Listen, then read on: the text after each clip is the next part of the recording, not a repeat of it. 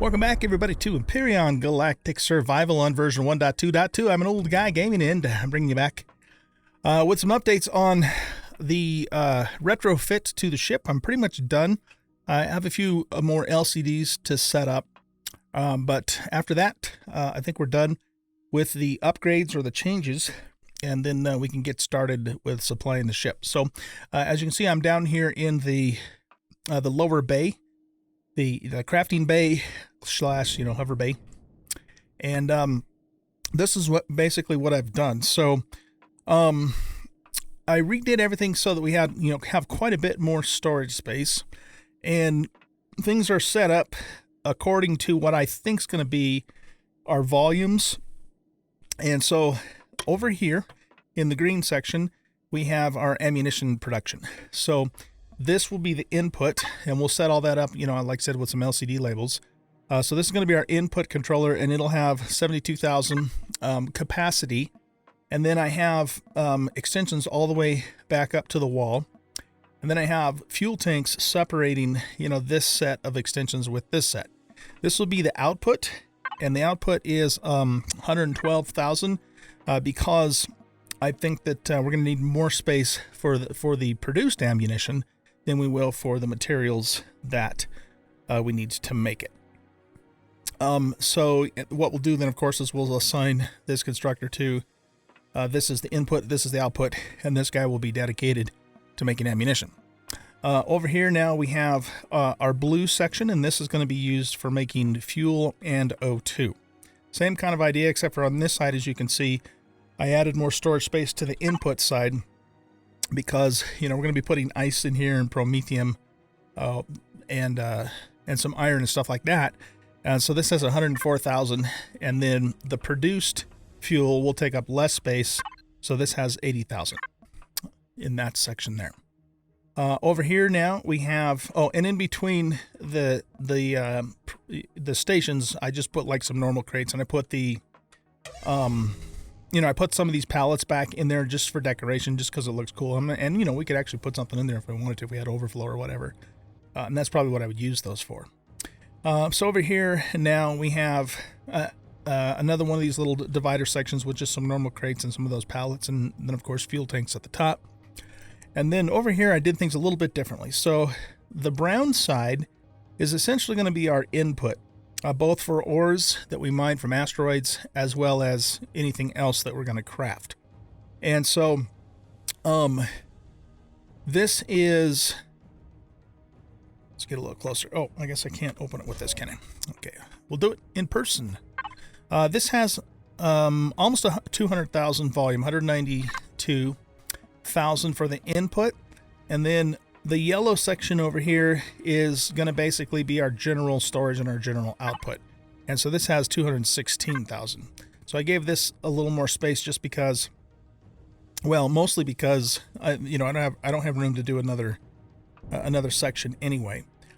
This one will be, of course, primarily used for processing ore, but it can be used for other things too. And this is basically just our general constructor for everything else that we might need to make. Okay, so that pretty much sets up that section. I think it'll work out pretty good, much improved, from what we had before. So let's go take a look at the other fixes that I made to the ship and changes, and then we'll come back down here and we'll work on some LCDs. I'm not an LCD expert, but after messing with them a little bit, it's actually really not that hard to do. And I'm probably going to do more LCDs as I go along too, but I'm not going to do a lot of that right now because it does take some time to put the code in. But basically the code's kind of like working with XML or HTML, so it's not too terribly difficult. The idea behind this screen here was that it's supposed to be kind of like a viewport for the cockpit. So I might do something with LCDs to make that a little fancier too. I don't know, we'll see. But right now it doesn't have anything on it. Okay, so let's take a look at our changes. So first thing is, I don't know if you guys remember this or not, but I had an offline protection device here. I don't use this ship in PvP. I either use it in single player or PvE server. So I figured, well, what the hell? There's no point in taking up a spot for that. If any of you guys ever wanted to spawn this ship in and try it out in PvP, there's another spot right here that you could put that offline protection in if you wanted to. But I moved the grav gen out here and put it where I originally had the offline protection. So, okay. So we did that, and then I completely rebuilt the engineering section. I mean, it is not like it was at all. And it's now set up so that we don't take any radiation or heat damage as we walk through here. So as you can see, I can walk all the way through here, all the way into the hydroponics bay, and I don't have any heat or radiation problems at all. And of course, I was able to do that by moving the warp drive and the generator, one block away from the walkway. And then I just put the glass up. The glass doesn't protect from the radiation. The only way that you can avoid that is to be at least one block away. Have one block in between you and the device that's generating. The glass is there more just for, it looks better that way. And if this was a real situation, then of course the glass would prevent you from going in there. Okay. And so if we come over here, if you guys remember, I didn't have anything at all in here before, and what I decided to do is put our CPU extensions in these little sections here, because these were originally down in the lower deck, kind of up in the corner. And so by taking and putting them up here, we gained ourselves some more storage space down below, and I think it looks pretty cool, to have them in here too. So pretty handy, or pleased with how that turned out. Now, if we come in this side, you can see that I did set up this little LCD projector. And of course, if you go inside of there, then you will, take heat and radiation damage. So, I use the caution texture on the floor, the radiation symbol, but then I also, set up this little LCD projector indicating the same thing. So I think it looks pretty cool. Over here, we've got our wireless connection and our core, and we have our chief engineer. His name is, I don't even know what the hell his name is. Chief Engineer Edward. Yeah, this is Edward. Edward, you're not in uniform, bud. I mean, nice shoes. Edward's not in uniform. He will be later. Well, actually, he won't be, but we'll just pretend he will be. Okay, so yeah, we got the generator in there. Inside, I also have like a little, console, and I put some other deco in there. And then I tried to fill in, the little gaps in the holes with O2 tanks and fuel tanks, where I was able to do so. Did I just call him Edgar? He's Edward. Edward, there you go. You're not really doing a whole lot, bud. Okay. Anyway, it is my intention to get a bunch more of the NPCs and populate the ship with an actual crew too. So that's something we're going to do here at some point. If we go over here now, we can't go into this room at all without taking radiation. And I'm just wearing, my light armor right now. But if we go into that room, then we'll actually start taking the radiation because. Well, can we stand right here? Yeah, I guess we can, but as soon as we get too close to the warp fuel tank, then we start taking radiation. And then, of course, we have the warp drive in there, and I put up the same LCD projector over on this side saying the same thing. And then I just put a couple extra tanks up here for deco. I like to imagine those as, as additional overflow tanks for the, for the warp fuel tank, even though we don't really need to do that for the game. But I just did that for the hell of it. Then we put like a little console in here that we can use to, to monitor and control the warp drive. So I'm pretty happy, pleased with how this turned out because I didn't have to change anything. We can go all the way up the elevator here. We're no longer taking heat damage or radiation damage like we were before. If we get all the way here, we do hit it because that's the very top of the Jenny right there. So we are going to have to be careful with that. One thing we could maybe do. Yeah, I should probably switch those around. Either that or we're just going to have to make sure we don't get... Can we get all the way here? Yeah, we're okay with the repair bay. So it might actually be a good idea for me to switch these two guys around. That being said, though, I mean, I'm still going to take radiation damage even if I move it over here, if I get right up against it. So what we're going to have to do here is we're going to have to make sure that we don't do that. So probably the simplest way to handle that is going to be just to put a rail there. So let's do that right now. We could put this one here, maybe? Yeah. There. So I can get all the way up here. I can get in the armor locker, but I'm not getting so close to the Jenny that I'm going to get roasted. Okay, so that solved that issue. Cool. I didn't make any other changes up here, pretty much. So there you have it. You can see I put the shield generator up on the roof, or the ceiling rather, and you know this is not sealed here, but the warp drive doesn't generate radiation or heat. I'm pretty damn sure it doesn't. Let's just double check that. We'll grab a little bit of pentaxid here, and we want to go to the black light and fuel. Oh no, pentaxid tank. There we go. And then let's turn this on. Yeah, no heat, no radiation, so we're good. But you know, because this takes up like a 3x3 block space, I wasn't able to put like glass over here to seal it, but we don't need to. You know, we're fine. Okay, so cool. So cool. So we solved that problem. Okay, now the next thing that I did is I went ahead and just blocked off this entire wall on both sides with combat steel blocks.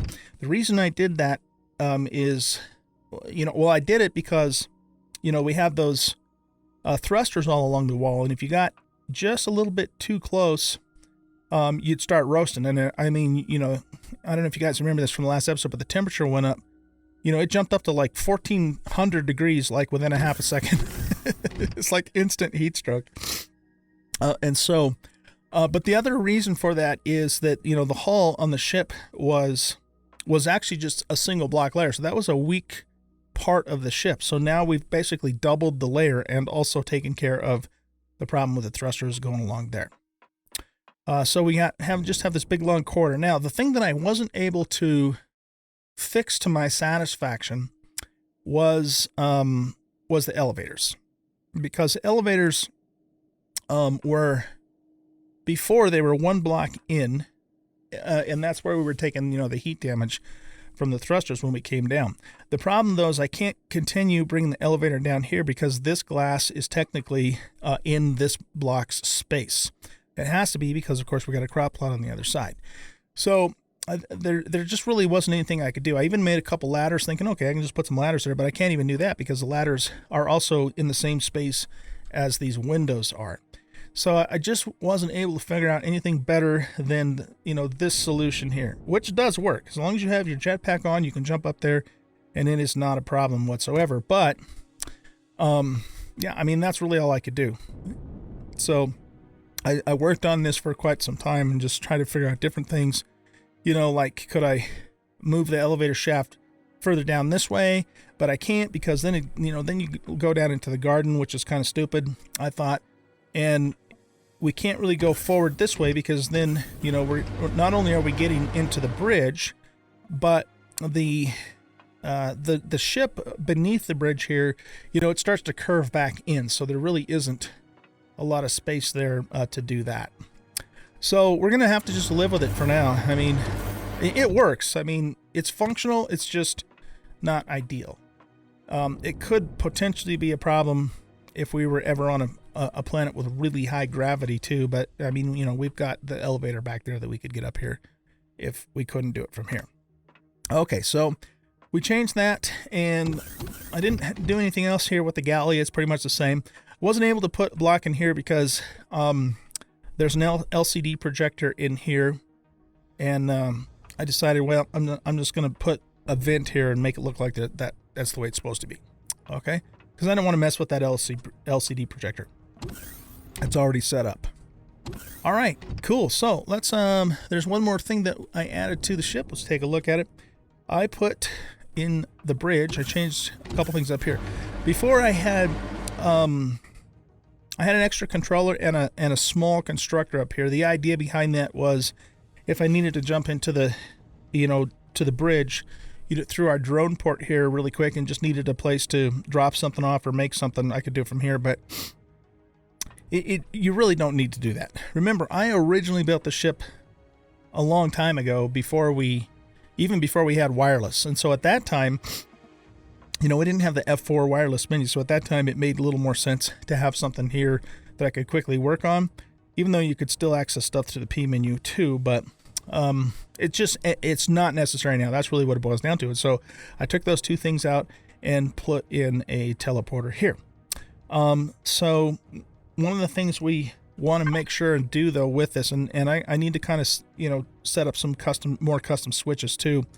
But we want to make sure that the teleporter is turned off when we're not using it, because it does have quite a bit of, well, no, actually it doesn't, oh yeah, holy shit, yeah, that's right, it uses 6,000 power units.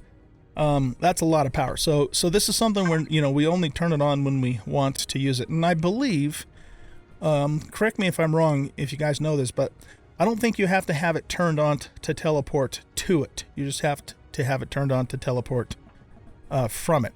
And so what we can do is we could put it on a timer switch. So I'll have to set that up. So, you know, you turn it on, and it stays on for like 5 seconds or whatever. And then as soon as you teleport, it turns off. So that's the idea behind that. Okay, cool. So guys, that's pretty much it for the changes that I'm going to make to the blacklight, except for the LCDs that we need to do down on the lower deck. And I'm pretty happy with, you know, how things turned out. It actually took me several real-time hours working on these solutions. This wasn't really too hard to figure out. I mean, I did spend some time, you know, trying to figure out the elevator situation, but it didn't take me that long really to figure it out. This whole engineering bay took me quite some time to figure out, though, just because, you know, I was trying to figure out how I can make room for all of this stuff. Because before, if you remember, the warp drive was flat, and the generator was also flat and up above, and, you know, we were having heat problems when we would come up here. And, you know, I finally had to remove a couple of blocks in the corner, which I didn't want to do because it weakened the hull a little bit there. It was, you know, double plated, but I couldn't find any other way to make this work and keep all this stuff in here, which I wanted to do. So by, you know, turning it vertical, and just taking out a few blocks up above and a few blocks on the side, I was able to get all this to fit. And I'm pretty happy with how it turned out. I think it's a pretty cool looking, you know, engineering section now. So pretty cool. All right, so let's go back on down to the lower deck here.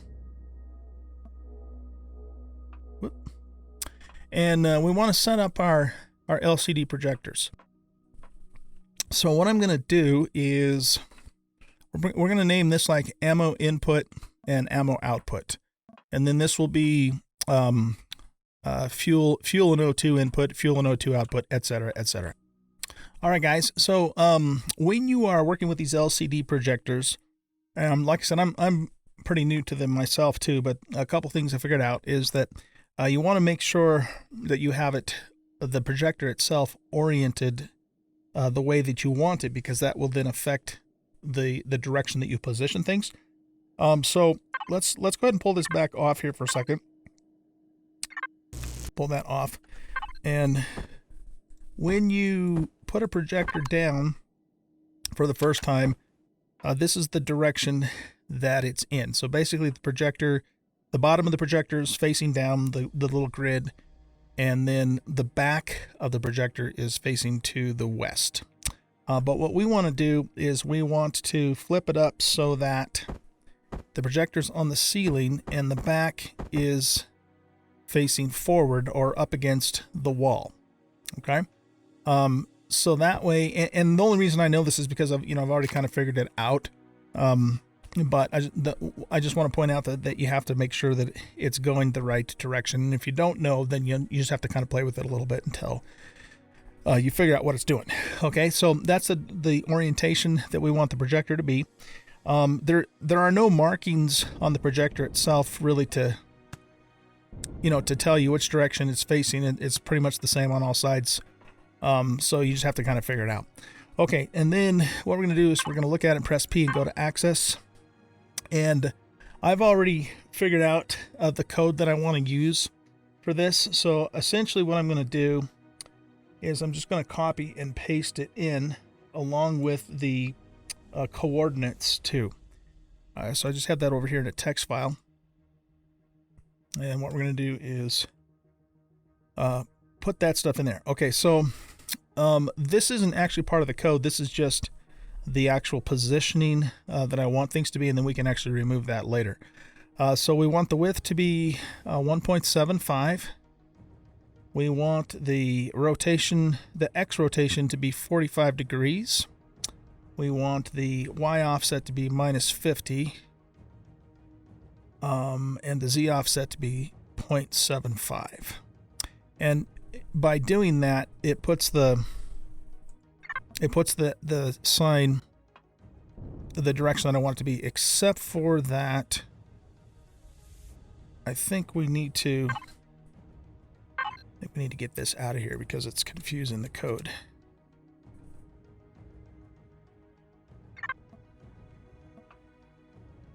All right, so that's still kind of cutting into the extension. So let's see.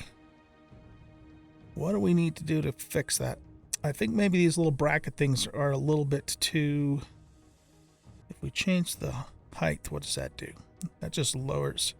Oh, that lowers it down. Maybe that's what we need to do. What does 55 do?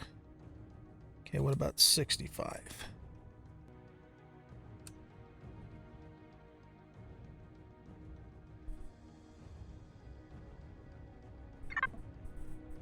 There we go. I think that basically that makes the brackets, the bottom of the bracket, almost even with the little sprite bar thing that we put in there. Those are a little bit big though, so let's go ahead and see if we can reduce the size. So if we what if we make this like 80? Okay, and then what we're going to have to do is we're going to have to make them a little wider by adding another space in there. Let's do another one. Okay, how's that look? Okay, that looks all right, except for that the whole thing is, I kind of want it to stay within the width of the controller itself, or the extension.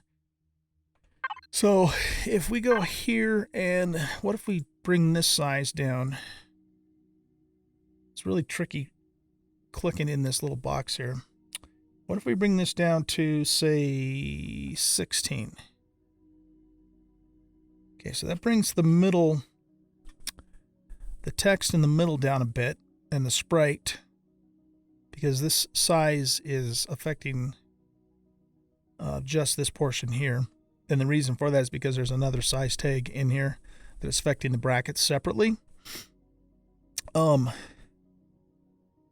So, all right, let's bring this up to 18.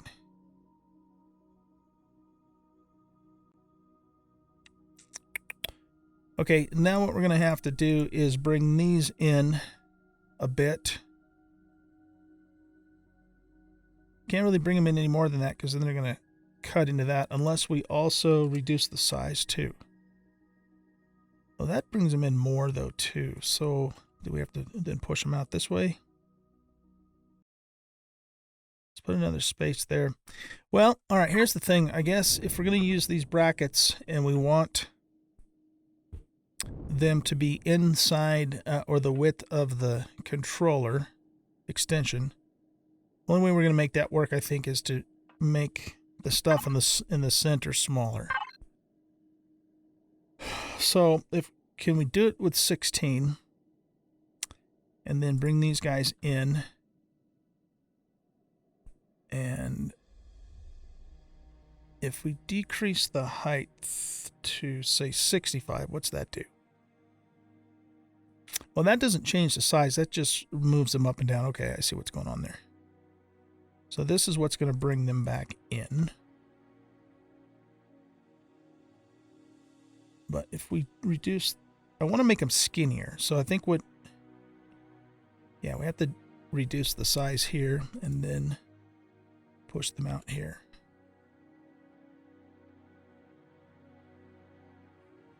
All right, let's look at that. That's not too bad. It's It's still going a little bit beyond the edge, though. That won't be a problem as long as we don't put two of them side by side, but we might do that. So let's see. Let's see if we can adjust it just a little bit more. What if we bring that down to 15? And then bring these guys in. And then downsize them to 40. Yeah, I shouldn't have brought them in. I should have just sized them.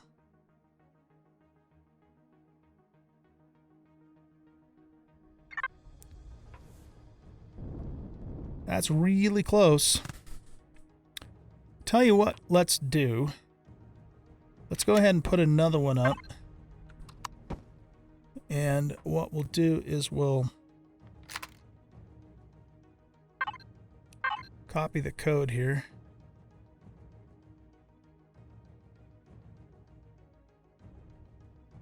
Man, that is a pain in the ass to get that thing to click in there, right?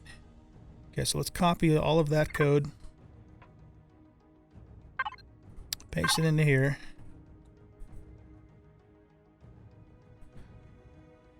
And then width was 175. I have it written down over here too. X rotation is 45. Offset is minus 50. Y offset to be precise, and Z offset is 0.75. Yeah, I think that works pretty good. In fact, we could even enlarge the brackets a little more. Let's, now that we see, you know, how it's fitting. So what if we make these 50 and then bring them in here?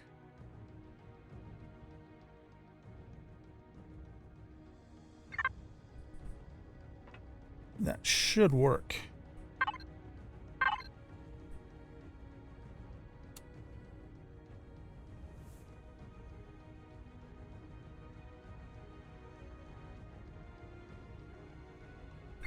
There we go. Okay. I think I like that. So anyway, yeah, I figured, you know, worked with this a little bit off camera to kind of figure out what to do in terms of, you know, the sprites and the positioning and that sort of thing. Excuse me. I originally was going to just put it on the face of the controller, but we have a problem if we do that and all. Or not the face of the controller. I wanted to put it on the face of this, but it kind of melds in to the thing, to the face of it. Yeah, that's what I wanted to show you. So I guess this texture protrudes just enough to where it doesn't quite want to play nicely with that. Now we could, let's get back a little further here so I can kind of see what the hell's going on. If we bring it down over the controller, it does work that way.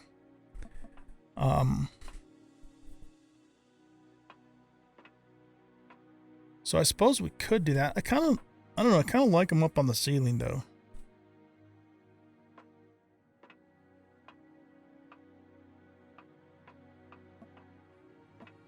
That definitely works. I don't like, you know, I don't like it covering the actual controller though. I'd rather have it up here, but as you can see, that doesn't work. And it's still kind of bugging out on the corners there too. So yeah, let's just leave it. Let's go ahead and just leave it where it is and call it good. Let's take this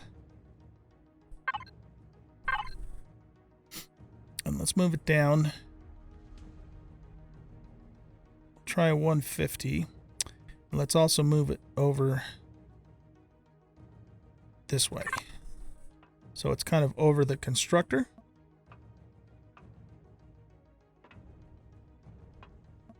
We could even push it back.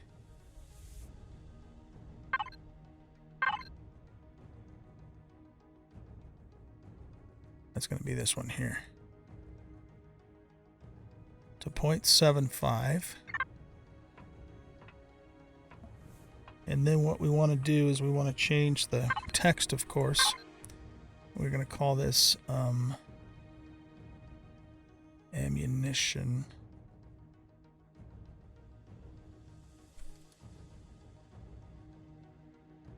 Instructor. Like that. Alright. Now, let's put another one up on this side. And we're going to do the same thing. We're going to copy and paste the code here. We're going to change the text, though, here to output. And then we need to set all this stuff up again. So this was 175. X rotation's 45. That's what tilts it forward 45 degrees. Y offset is minus 50, and Z offset is 0.75.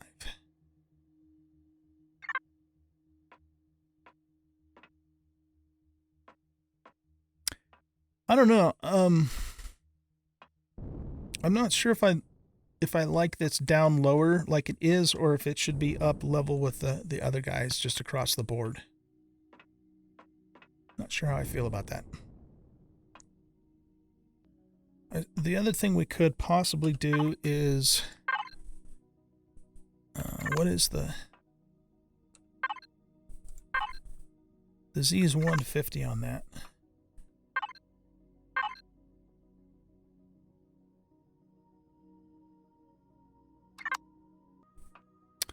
So there's that option too.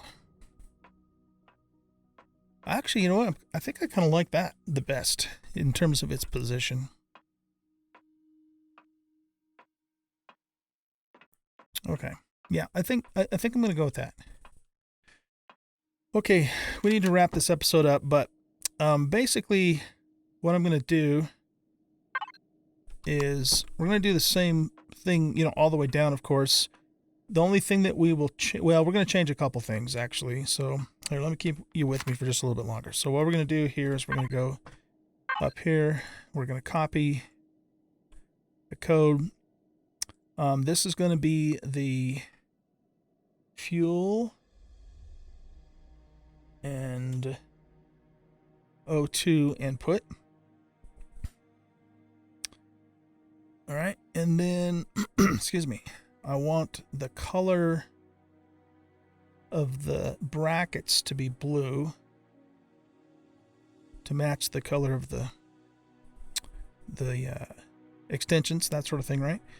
All right, and then this is 1.75. This is minus 50. This is 45, and this is 75. After I do a few more of these, I'll pretty much have them memorized. Okay, let's copy that. Oh, we also need to bring it down. So this is actually 150. Blue's going to be a little bit harder to show up. And, you know, I could go online and look up the hex code for a darker green if I wanted to, but for now I'm just going to use the primary colors. All right, so let's just finish this out here. All right, guys, I think that's it. So as you can see, we changed the brackets to yellow here. I don't know if you noticed this in the video, but I tried to change these to brown, and it didn't work. So the code does not recognize brown. So one thing I could do, actually, now that I think about it, though, is let's pause the game for a second. Let me see if I can just look up the hex code for brown really quick. Let's just try the actual brown RGB and see what that looks like.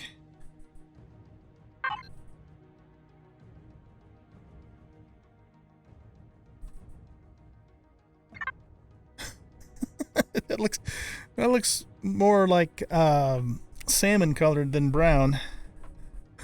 Okay, well, I'll mess with that and see if I can figure it out. Anyways, guys, I need to let you go. So I hope you guys enjoyed this episode. Next steps are to get this thing supplied. That's going to take a little while. I'll probably do most of that off camera. And I also want to start working on bringing in the J-Jet Tier 4 version. I was looking at it earlier, and we've already got the titanium and the restroom requirements, and we're pretty close on the Neo as well. But I've got a lot of stuff, in the base that we can feed into the factory that I've been hanging on to, to speed that up. And it's only 5 hours anyways, which isn't too long compared to how long the blacklight itself took. But we don't need to stay here to do that. I mean, we can take off and start going exploring while this is cooking up in the factory. But those are, two of the main things coming up. So yeah, I'll get the ship supplied. I'll get the J-Jet going, and then we're going to take off to the stars and start doing some exploring and have some fun with the blacklight. There's a lot of other things I could do to the ship too, and probably will as time goes on, but I think I got the main stuff done that I needed to do on it. So, all right, guys, that's it for this episode. Thanks for watching. I hope you enjoyed, and we'll catch you in the next episode. Bye-bye.